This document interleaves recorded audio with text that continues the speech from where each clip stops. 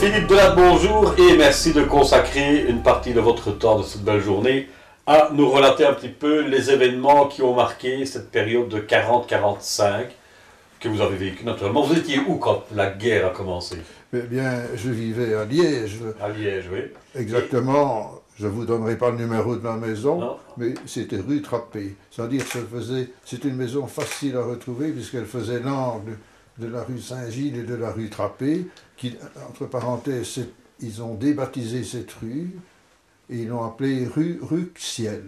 Exactement. Les Liégeois doivent le savoir. Oui, oui. Donc c'est une rue qui se trouve à proximité de l'église Saint-Christophe. La petite Où, place bien là derrière. sûr, étant à l'époque catholique pratiquant, donc nous allions à la messe. Je faisais partie d'une manécanterie assez importante d'ailleurs, dirigée par, je crois, par le directeur de cette école Saint-Christophe. J'ai d'ailleurs des photos à ce sujet. Et là, je ne me souviens plus les fréquences des répétitions et des prestations, ça je ne m'en souviens plus. Disons que, voilà, ça c'est là que j'ai vécu les premiers moments de la guerre. Voilà. Est-ce que je peux me permettre de vous demander quel âge vous aviez quand la guerre a Je suis commencé? donc né le 1er octobre 1932, donc j'avais exactement 7 ans et demi. 7 ans et demi.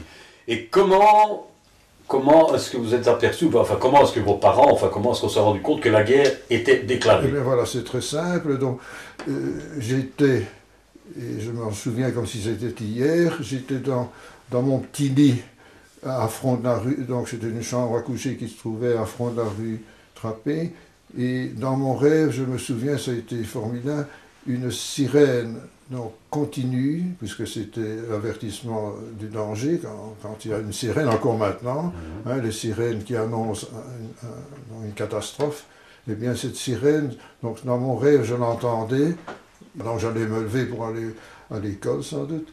Et voilà, où c'était, je ne me souviens même plus quel jour de la semaine c'était, on pourra le retrouver facilement.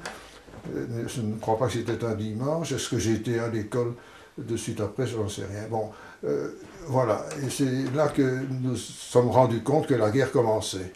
Est-ce qu'on a entendu, quelques heures après donc, ce réveil, j'ai vu dans la rue Saint-Gilles, puisque nous étions au premier étage, on voyait facilement dans la rue Saint-Gilles, puisque nous étions à l'angle, mais ma chambre ne se trouvait pas à l'angle de la rue, elle était à l'intérieur.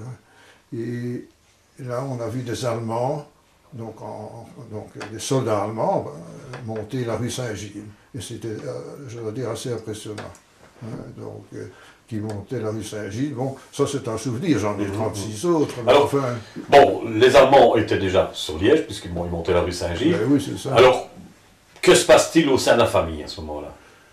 Bon, ça c'est évidemment un souvenir difficile, parce que c'est un des souvenirs que j'ai conservés de ce jour, de ce jour de la déclaration de guerre. Mais dire quels ont été les propos de mes parents à ce sujet, ça, je n'ai pas de mémoire de cela, malheureusement. Est-ce que, comme dans certains cas, dans beaucoup de cas notamment, est-ce qu'à un moment donné, il était question de quitter les lieux? Non. Ah oui, donc un événement très important, je comptais d'ailleurs vous en parler, mais je ne pourrais pas préciser si c'est dès ce jour-là ou le lendemain, mais mon père est parti rejoindre son régiment qui devait se trouver du côté de, si je ne me trompe pas, du côté de d'Ypres. Mais est-il parti immédiatement dans la matinée ou est-ce le lendemain? Ça, je n'ai pas souvenir, c'est normal, après 60, je ne sais combien d'années, donc ça fait 70, ça fait 78 ans. 78 Et à ce moment-là, donc, la mobilisation, puisque papa s'en va. Ah oui, mon père part, Vous étiez mais je ne me souviens plus du moment précis où il nous a embrassés, sans doute, où il est parti. Là, je ne pourrais plus le dire. Vous avez des frères et des sœurs? J'ai un frère qui est décédé en bas âge, mais ma sœur vivait, donc c'est un ménage complet, donc un ménage. Je suis resté avec ma mère et ma sœur. Voilà, pendant. Là aussi c'est difficile à préciser, mais mettons, mon père parti, nous n'avions plus de nouvelles. Vous savez ce que c'est, quand pendant la guerre, il n'y avait pas des communications possibles, donc on on était vraiment dans l'incertitude, dans l'inconnu, quoi, on ne savait pas. Et tout Il est ça, revenu un beau jour, mais ça, que je vous interromps, je me souviens du jour où il est rentré, tout à fait comme ça, nous surprendre. c'est longtemps après ça ou à peu près C'est dans le temps? difficile à dire, sûrement un mois et demi. Ah, quand même, après. voilà, justement, c'est dans Oui, oui, c'est donc pas un jour près, le c'est roi pas- a capitulé, etc. Je pourrais vous... Après ce qu'on appelle la campagne des 18 jours, de Ah, toute c'est façon. ça, oui, Hein, il faut oui, une non, campagne des mais 18 je jours. pourrais, ça c'est impossible à dire. Il est sans doute revenu tout de suite après la capitulation, Mais oui, à puisque, mon avis. Hein, c'était rendu, donc, puisque donc, l'armée belge comment, on démissionne, il a renvoyait capitulé. donc, les soldats dans Et alors, leur foyer. Hein. qu'a-t-il fait alors, lui, là-bas? Qu'est-ce qu'il a fait? Il a travaillé ou bien il était toujours militaire? Oui. Non. Il a été pris pour un espion. Après la capitulation, les Allemands ont cru, ou avant, je ne sais plus, les Allemands l'ont pris pour un espion. Ah ouais. Bon. Et heureusement, comme il avait une signature très particulière et qu'il avait sa carte d'identité où elle figurait, il a pu signer, alors on l'a relâché. Mais ça, je n'ai jamais oublié ce qu'il m'avait raconté parce qu'on l'avait pris pour un espion, etc.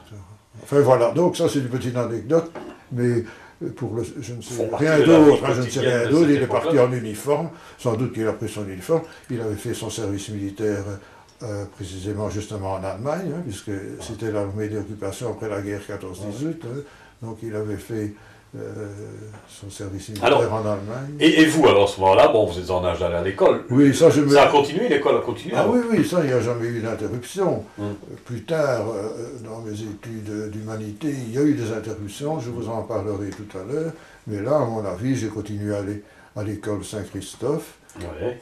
C'était donc en primaire. J'avais été préalablement à Cointe, donc j'ai vécu à Cointe, et là aussi j'ai un souvenir très précis avant la guerre, puisque c'était donc en 38-39, donc disons je suis descendu, puisque j'ai déménagé, mes parents ont déménagé de Cointe à la rue Trappé, et bien là j'ai le souvenir que tout gamin, nous jouions à Cointe dans la rue, et on entendait les adultes qui parlaient de l'invasion de la Pologne, etc. Donc ça, j'ai un souvenir quand même assez précis de ça. C'était quoi? Donc nous, jeunes, enfants, on ne s'inquiétait pas tellement, et finalement, donc c'était quelques mois avant cette déclaration, avant cette invasion. Hein. Et au niveau de l'école, je vais dire, est-ce que vous avez senti que vous étiez occupé, que l'allemand était là, ou est-ce que ça... Non, là, je n'ai pas de souvenir de cela. Non, je n'ai pas de souvenir. Vous étiez à l'école primaire à ce moment-là? C'était l'école primaire, puisque, donc, mettons 8-9 ans, donc je suis alors, mais je suis occupé à essayer de me souvenir à quel moment je suis allé au collège Saint-Servais. À ce propos-là, j'étais bien placé pour aller à l'école, puisque j'avais 100 mmètres pour l'école Saint-Christophe et 50 mètres pour le collège. C'était dans le voisinage. Ça, c'était très bien. Alors, une petite anecdote dont je me souviens, au début de la guerre, il y avait donc dans les librairies un journal qui était distribué qui s'appelait Le Pays réel. Je ne sais pas si, donc, de ce fameux, voilà, j'ai un trou de mémoire, de ce fameux, de Grelle, voilà, je me souviens. Donc, il était l'initiateur de ce journal Pays réel, et mon père n'allait pas le chercher personnellement, il m'envoyait le chercher. Un petit gamin de 8 ans, 9 ans, allait chercher le Pays ça réel. Ça ne m'intéressait pas, mais il voulait quand même l'avoir. Oui, c'est ça, mais justement, ce serait intéressant. Moi, j'ai le livre de Léon de Grelle, ici. Bon, enfin, voilà une petite anecdote en passant. Donc, à propos de l'école, vous étiez à l'école primaire, vous n'avez pas senti un changement dans l'attitude de l'enseignement? Non, même il y aurait un changement, je ne m'en souviendrai pas. Je vois encore mon trajet que je faisais de la maison à l'école, je vois encore le directeur, qui s'appelait d'ailleurs Monsieur le Russe. Donc, à l'époque, c'était un mot qu'on n'aimait pas entendre aussi. Mais sinon, je n'ai aucun souvenir. J'ai souvenir de quelques condisciples qu'on retrouvait dans la rue pour jouer, etc. Et notamment le fils d'un mineur qui habitait dans une un arrière-atelier qui était vraiment misérable. Et ça, je m'en souviens, j'avais pris beaucoup d'amitié pour lui. Et finalement, on s'est perdu de vue. Ouais. Une petite chose encore, mais ça, je ne sais pas si le souvenir, si ça vous a marqué du moins. Est-ce que les portraits du roi et de la reine, puisque c'était ce qu'on mettait toujours, mais le roi du moins, dans les classes, est-ce qu'il avait changé? Vous ne me souvenez plus ça? Non, non, ça, non, absolument pas. Voilà. Et à propos toujours de la rue Trappé, puisque après nous irons à Hambourg, où nous avons déménagé, mais toujours à la rue Trappé, donc deux choses dont je me souviens très bien, puisqu'il y avait des bombardements, on entendait passer la nuit les volantes, ça s'appelle les... Forteresses volantes. Forteresses volantes, voilà. Tu as trouvé le nom, les forteresses volantes, donc ça on les entendait très souvent passer, je ne dis pas, et alors aussi très souvent... Qui partaient vers l'Allemagne alors certainement. Ah, ça nous ne savons pas, moi j'entendais ça, mais je me souviens plus, sans doute qu'ils allaient bombarder l'Allemagne, mais c'était certainement pas au début de l'invasion, hein. Ça c'était les années qui ont suivi, puisque je suis quand même resté rue Trappé 3-4 ans, hein, ou 3 ans, mettons, hein, 2-3 ans, je ne me souviens plus exactement. Bon, mais alors, encore quelques incidents qui se passaient, bien souvent, mettons, ça je ne pourrais pas dire la fréquence, mais il y avait les sirènes qui résonnaient la nuit et nous devions descendre en catastrophe dans les caves, nous abriter, puisque les bombardements... Il n'y avait pas d'abri prévu dans on descendait, donc mon père et ma mère nous obligeait, ma soeur et moi, à descendre dans la cave, et là nous restions 1 heure, 2 heures, jusqu'à ce que la sirène de fin de résonnait. Hein.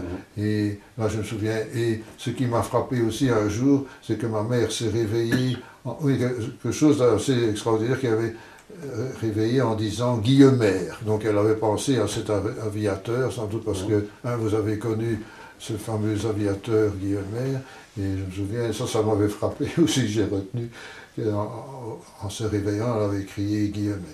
Mais bien souvent, ma mère ne descendait pas, elle n'avait pas peur, elle ne descendait pas.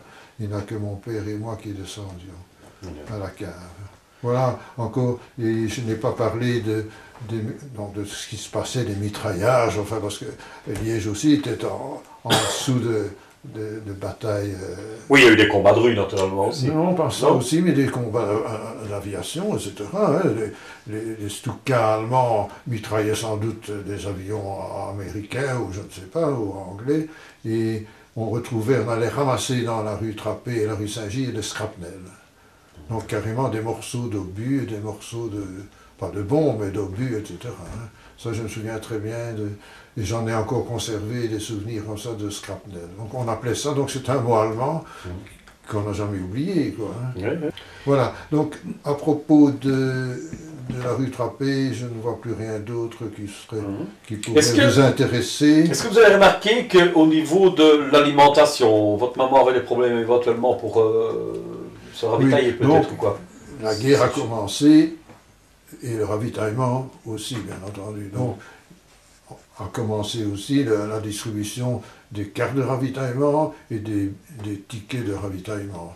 Vous n'avez pas connu tout cela, mais donc nous ne pouvions jamais avoir plus d'un pain par jour.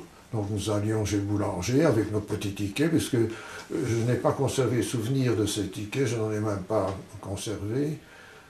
Et voilà, donc il fallait aller chez le boucher, on avait droit chez le boulanger à du beurre, toujours, il fallait donc pratiquement pour tous les aliments avoir un ticket de ravitaillement. Un ticket de ravitaillement, Donc voilà, il n'y a rien d'extraordinaire à ça. Une chose à ce propos aussi, donc le pain que nous mangeons était un pain tout noir et pas tellement appétissant, mais on n'avait rien d'autre, il fallait bien manger cela.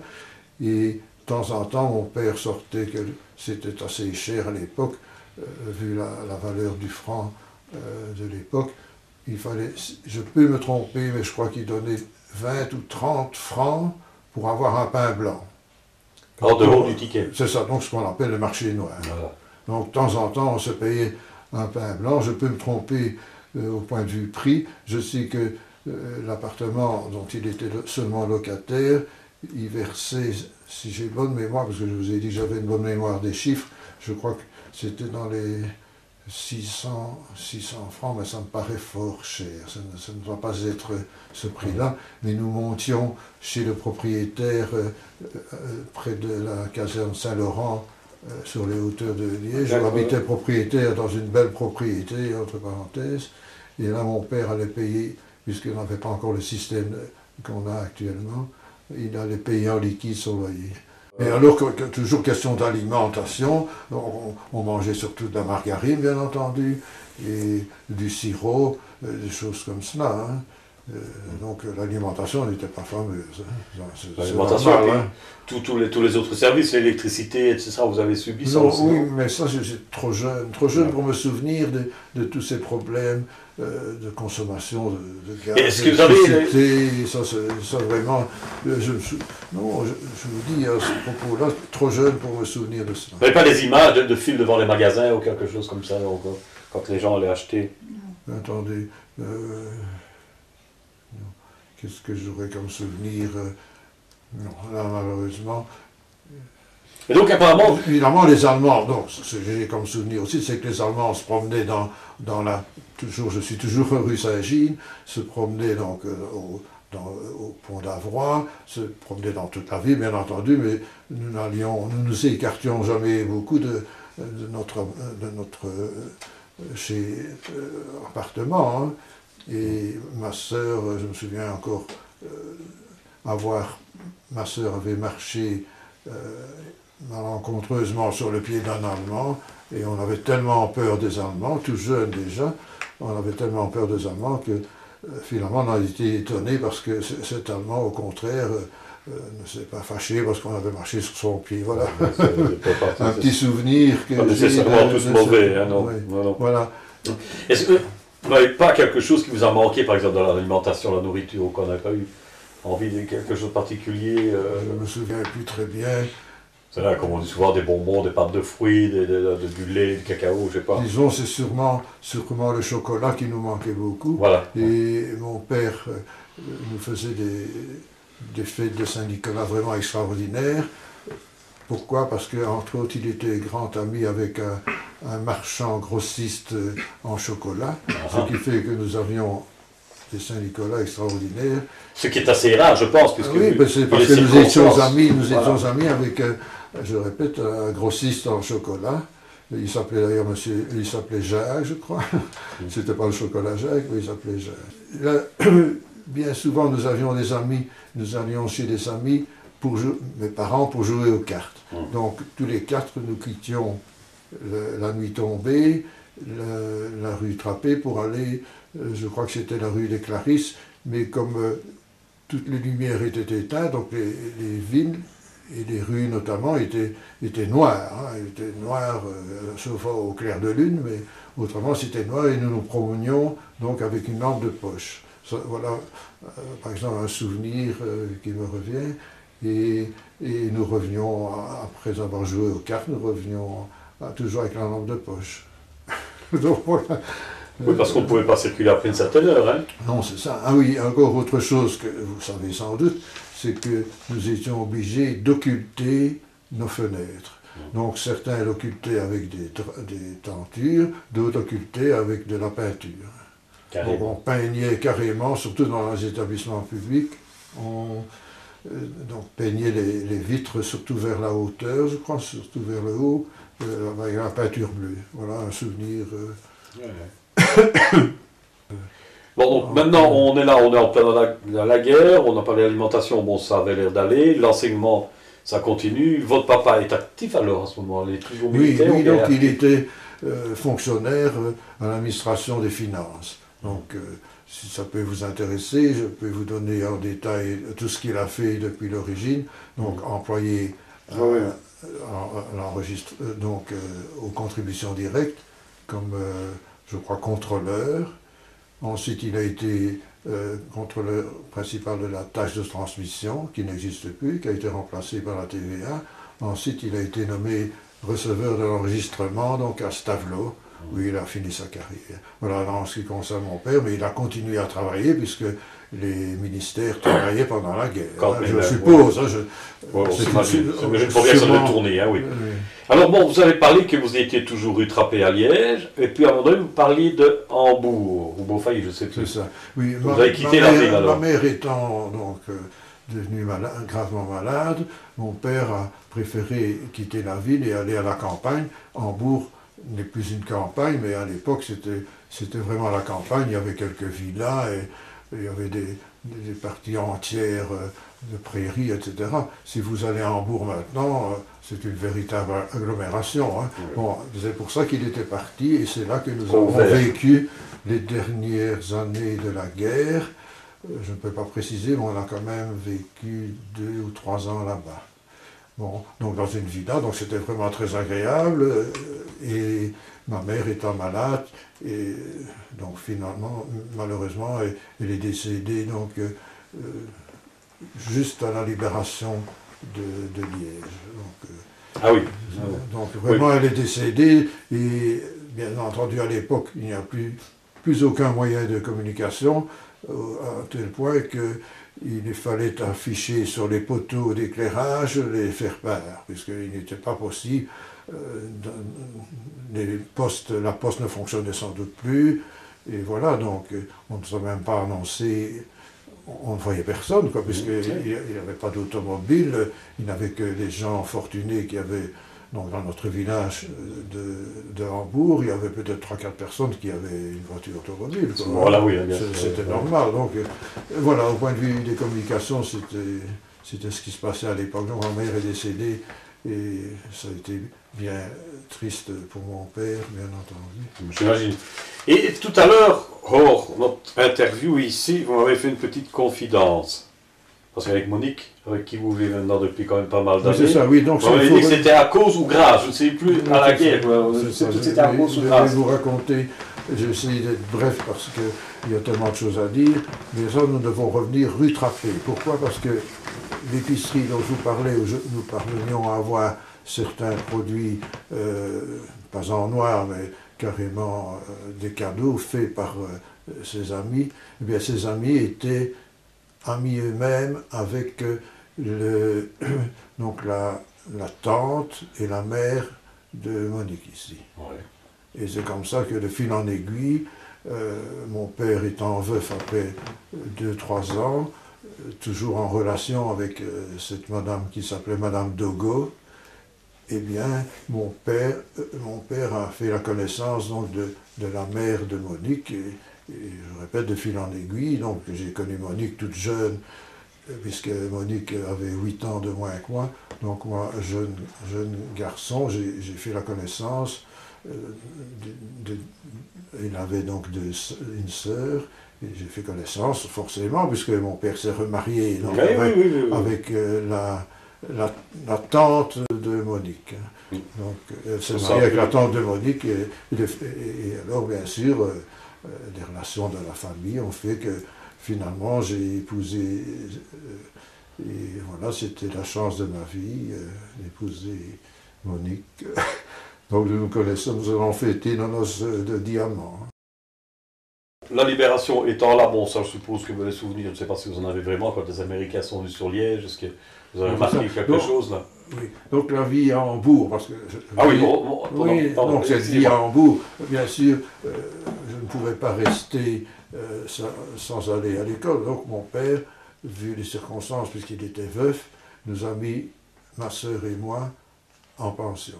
Ouais. Donc ma sœur à Gosselies et moi à Saint-Tron.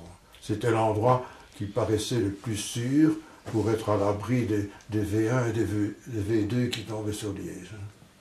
Et c'est comme ça que j'ai passé donc 3 ans au petit séminaire de Saint-Tron, où j'ai également des souvenirs, bien sûr. Et alors je revenais donc à chaque vacances scolaires, je revenais à Hambourg. Mais la libération, bien sûr, s'est produite beaucoup plus tard, donc en 1944.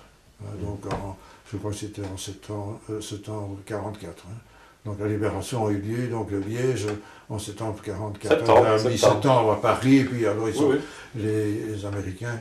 Mais là, c'était des Américains, c'était pas des Anglais qui venaient dans les champs de Hambourg, où là, bien sûr, nous étions tout contents d'aller pour rencontrer ces Américains. Voilà, justement, comment ça s'est passé la rencontre avec les Américains, voilà. C'était évidemment un très Parce bon qu'à ce moment-là, si souvenir. je peux vous interrompre, vous aviez une dizaine d'années, forcément, oui. Oui, c'est ça, oui, donc j'avais 12 ans, Ouais. mais c'était un très beau souvenir parce que voir les Américains qui arrivaient avec leurs rations et qui nous donnaient du chocolat, qui nous donnaient des cigarettes et qui disaient toujours Mademoiselle Promenade, et ils nous donnaient du chocolat si on apportait une photo de sa sœur, etc. Bon, enfin, ça, c'est des choses que vous avez peut-être déjà entendues, mais tout ça, on a retenu. Alors, nous fumions déjà, petits gamins, des Camel, des Lucky Strike, et enfin, j'ai oublié les différentes marques. Des marques américaines qui marques venaient américaines, dans les rations. parfum. Oui, c'est ça, ils nous donnaient toutes sortes de choses, les Américains. Hein. Et ils demandaient toujours après les sœurs, hein, puisqu'on allait en copains. Alors, ils ne parlaient pas français, bien entendu. Ils disaient Mademoiselle Promenade. Ah ouais. Ça, je me souviens comme si c'était hier. Ils étaient dans les champs. Bon, voilà, un souvenir de cette libération. Malheureusement, c'était entaché de la mort de ma mère. Ouais, ouais. Nous ne sommes pas réjouis comme les autres. Et puis c'est une libération qui n'était pas vraiment une libération, puisqu'à ce moment-là, continuait quand même encore la guerre. Ah oui, ici. la guerre Du continuait, côté des bien Ardennes, entendu. hein, Liège était libéré. Mhm. Et alors, comme tout le monde le sait, il y a eu un retour de flamme avec cette Offensive, invasion hein. de Van Roostedt. Ouais. Est-ce que vous vous souvenez éventuellement qu'avec l'école, vous aviez des cérémonies commémoratives ou quelque chose comme ça après la guerre?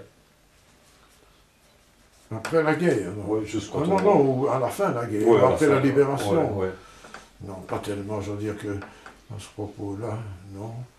Non, je dis que des petits souvenirs personnels, quoi, malheureusement... Mais les souvenirs d'enfants, hein, finalement. Oui, c'est ça. Ce n'est pas l'adulte qui a Si vécu. si j'avais été plus âgé, j'aurais bien sûr d'autres souvenirs. Mais oui, par exemple, aussi des choses, mais je ne sais pas si ça intéressera votre reportage.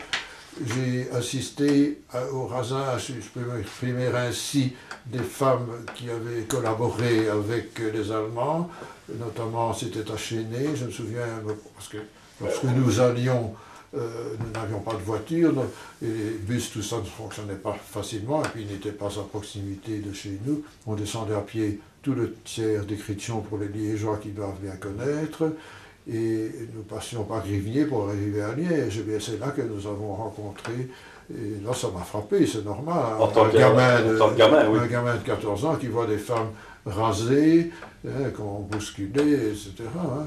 Voilà, donc c'est un souvenir que tout le monde connaît. Oui, bien entendu. vous ne saviez pas exactement ce qui se passait à ce moment-là, naturellement. Si, on avait bien compris, mon père m'expliquait quand même que c'était des collaborateurs, hein, ou des collaboratrices. Quoi.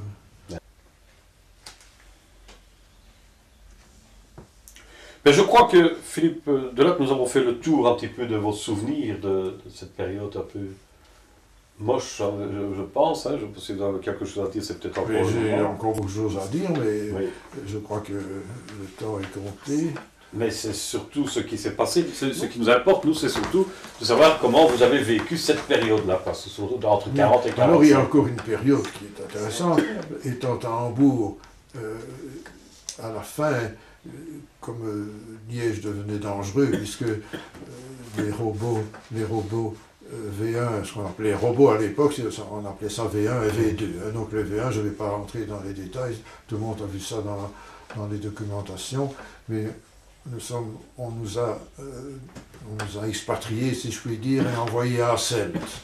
Donc mon père, pour nous mettre toujours à l'abri du danger, nous a envoyés à Asselt. Nous avions un oncle qui était commandant de gendarmerie, et il nous avait mis à la gendarmerie, et c'est là qu'avec ma sœur nous avons logé. Donc ça, c'est une grande période.